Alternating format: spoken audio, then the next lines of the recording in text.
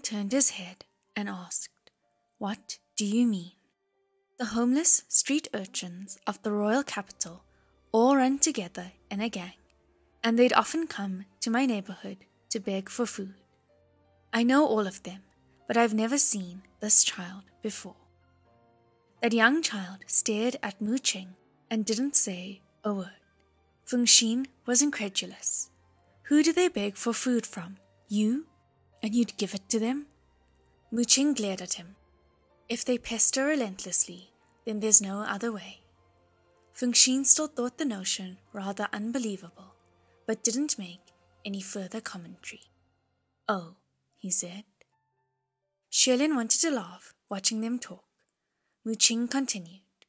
"Besides, there's sewn patches on his clothes. Judging by the needlework, it must have been done by a grown-up, only just recently. So there's at least someone of age in his household. His family situation may not be the best, but he's definitely not a beggar." Naturally, Xelin would not notice the details of needlework on sewn patches, nor whether it was done by adults. But Mu Qing used to be an errand boy at the Royal Holy Pavilion, and also did all kinds of chores at home. So when Xelin looked closely, it was indeed as he had said. So he asked, "Do you have grown-ups at home?" That young child shook his head, but Mu Qing said, "There must be. If he doesn't go back, his family would be worried sick looking for him." "No, no way. There's nobody," that young child cried, sounding like he was afraid to be sent back, and he opened his arms, reaching for Xelin. He was still covered with mud and blood, and Feng Xin couldn't stand it any more. "Kid, what the hell are you doing? Things were urgent earlier, so whatever. But shouldn't you know better by now? This is the Crown Prince, the Crown Prince. Do you understand?" That young child's arms immediately shrank back, but he was still gazing at Xelin. "There's fighting at home, and I got kicked out. I walked for a long time, but I have nowhere to go." The other three looked at each other. After a moment, Feng Xin said, "So what now?" One of the imperial doctors suggested, "If His Highness is troubled, he can be placed here in the palace and have a few attendants take care of him." Xelin hummed, but after some thought, shook his head slowly. At the end of the day, he was afraid that Qirong wouldn't drop the whole thing, and that he would sneak out to cause trouble. "The way I see it, it's still best if I watch over him until his wounds are healed. It seems his family won't be able to look after him.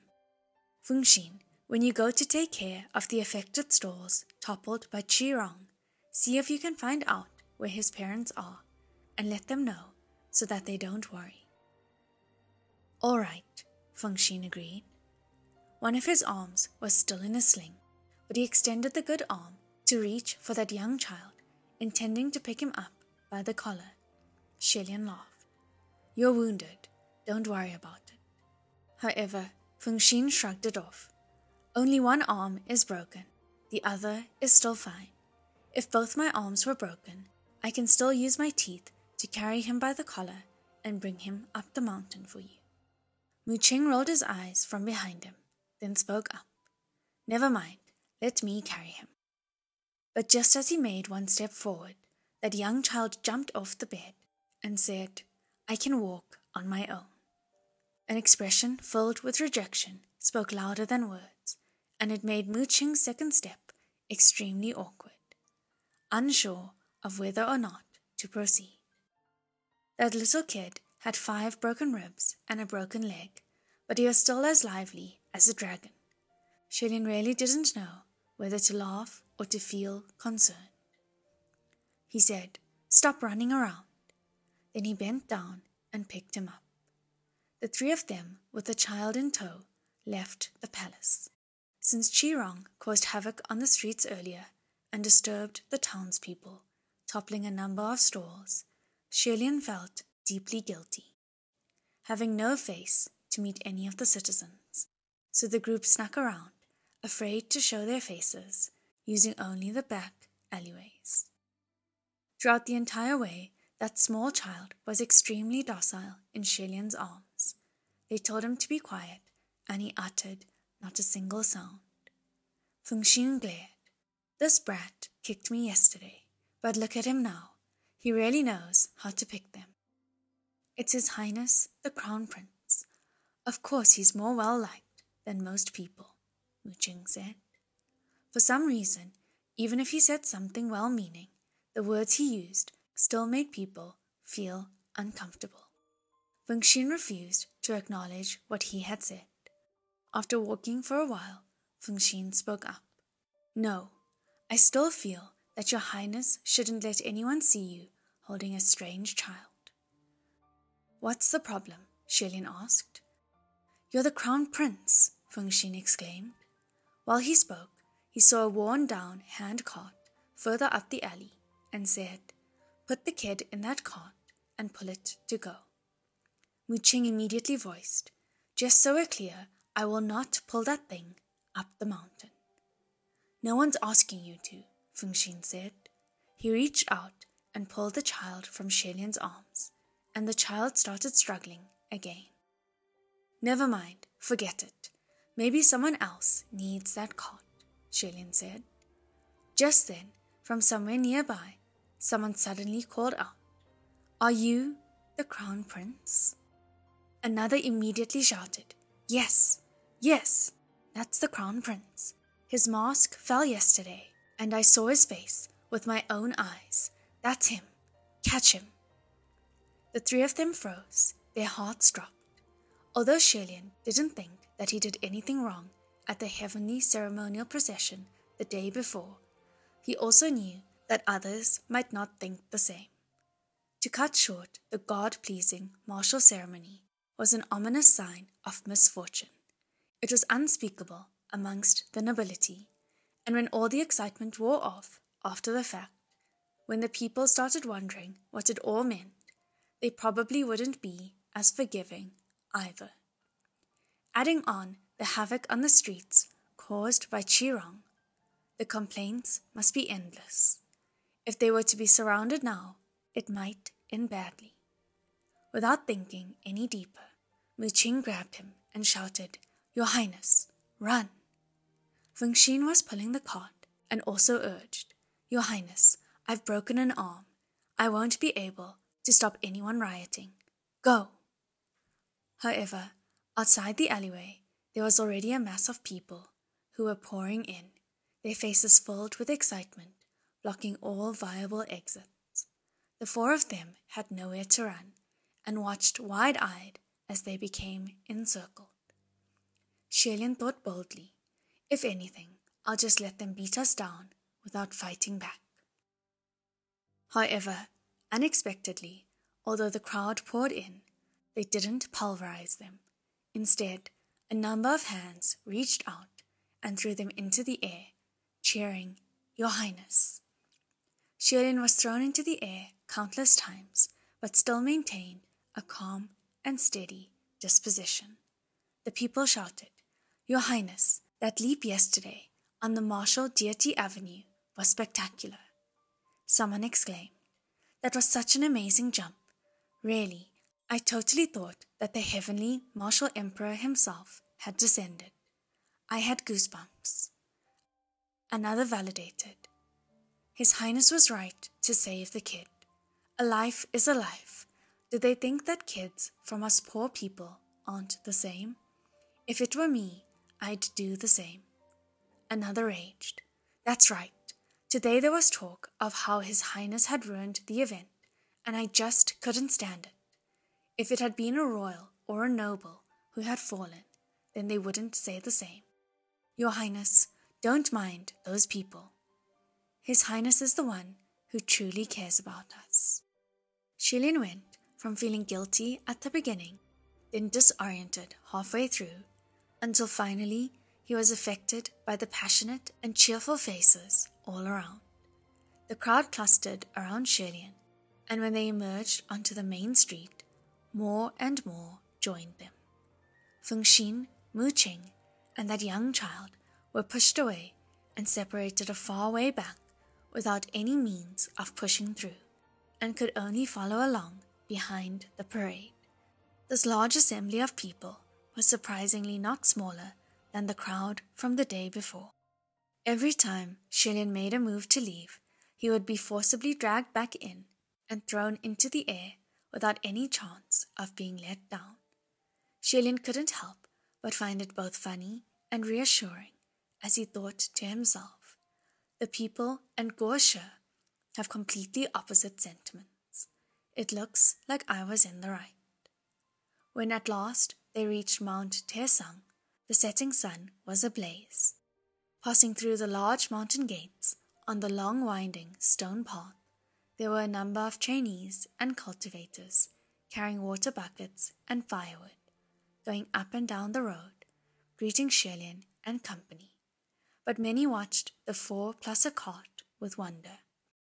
Fengxin was pulling that hand cart with one hand like a hard-working, serious young black bull. Shilin and Mu Qing smiled back dutifully at first, but after a while they stopped caring. The maple trees were endless, and the wheels turned calmly. As they hiked, Shilin helped push the handcart from behind. He was feeling good and asked the young child another question, casually. "Little kid, what is your name really? Hong what?" That young child watched him and said in a small voice, I don't have a name." Shilin was taken aback. "Your mother didn't give you a name?" That young child shook his head. "My mother passed," he said. Shilin felt sorry for him. "Then what did your mother used to call you?" That young child was hesitant for a minute, then replied, Hong R. Shilin smiled. "That's a cute nickname. I'll call you that from now on." Hong R seemed to be shy whenever they talked, and lowered his head. Just then the sun was about to set, and the lights were ignited from each of the pavilions all over the mountain. Amongst them, the brightest was of course the highest peak, the Great Marshall Summit. Atop the Great Marshall Summit, within the Great Marshall Hall, it was as bright as day. The lights gathered like stars. Shilin sighed as he watched. The sigh wasn't born of sadness, but from the scenery that emanated such beauty and glory. Every bit of light within the hall was an offered, everlasting lamp. Each lamp contained the prayers and wishes of a devout worshipper. The more everlasting lamps there were within the temple of a god, the more powerful that god became. The chance to offer a lamp within the Great Marshall Hall of the Royal Holy Pavilion was difficult to buy, even with 1,000 pieces of gold. Wealth, power, ability, passion, affinity. There must be one of the 5 conditions fulfilled in order to enter the hall to offer light. Yet there were many in the world that had none of the 5. The 4 of them stopped, gazing upon the Great Marshall Hall that shone like the sun, their expressions dissimilar. Just then there was a familiar voice that called out to them, "Your Highness." Shilin turned his head and saw a fair-faced young man hurrying toward them. It looked like the trainee who guarded the entrance of the Sixiang Pavilion, and Shilin schooled his expression. "Zhu Shisheng, what's the hurry?" Zhu Shisheng noticed Mu Qing standing behind, but felt awkward and spoke, pretending not to have seen him. "The Guo has been asking after you for a while now. He's waiting for you at the Great Marshall Hall." Shilin was taken aback hearing this, but figured that it must be with regards to the incident during the heavenly ceremonial procession the day before. "Very well, thank you, Shisheng." Shilin had Fengxin and Mu Qing take Hong R back to the Shenle Pavilion before heading toward the Great Marshall Summit.